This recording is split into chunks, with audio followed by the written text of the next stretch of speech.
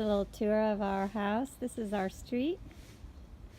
We have neighbors across the street that can't see their house much, but father is American and the wife is French. This family that lives here looks very nice. We haven't met them yet, but they have a bunch of kids. So this is our entrance. And, oh, as you can see, we're at the end of a street, which is nice. Quiet. And this is our entrance. There's my car. I backed that up myself. Those of you that know I hate reversing.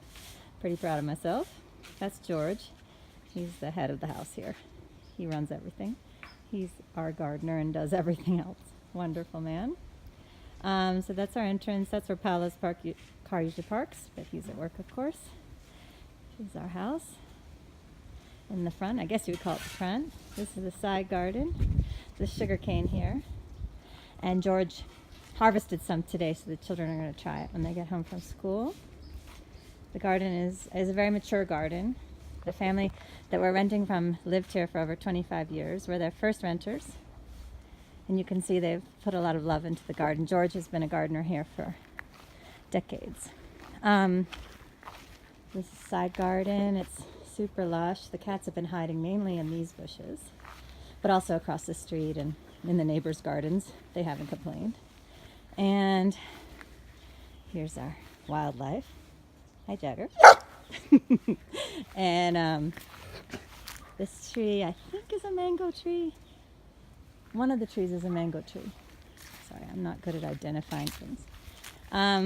So the garden goes on and on. Behind these bushes is a big compost area, and also one of our water tanks. We only get city water 3 days a week, so there's a whole complicated system in place for storing water. Water is our major issue here.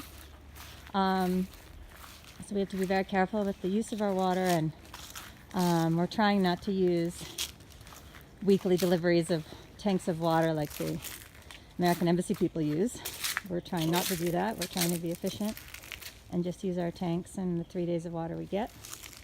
So this is more of the garden. This is a giant tree.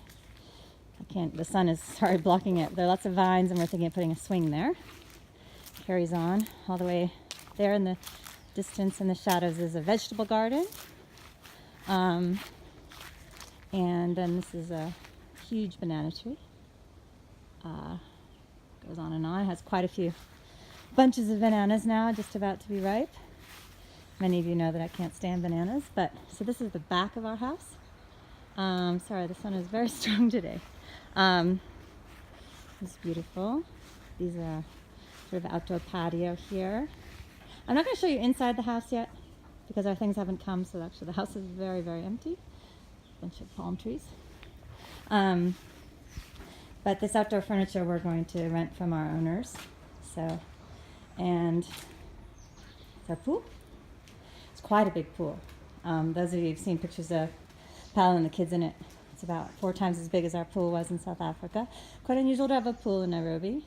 And most of you know that we wanted a house with a pool for Jagger.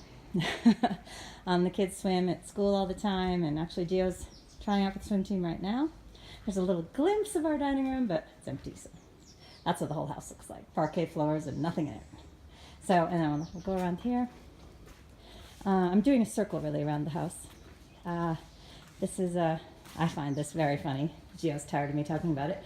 This is the pool bathroom, and my dad would appreciate this because there's a urinal. Hilarious. Gio gets very mad when I even mention it. And here is a gym. We have a treadmill in there that we're going to rent from the owners. But yeah, just the gym. Paolo plans to use it frequently. We'll see. And then going around through this archway, we enter back to the sort of service area of the house. There's an outdoor kitchen that our staff uses, and I guess we could use if we're having a big party or something.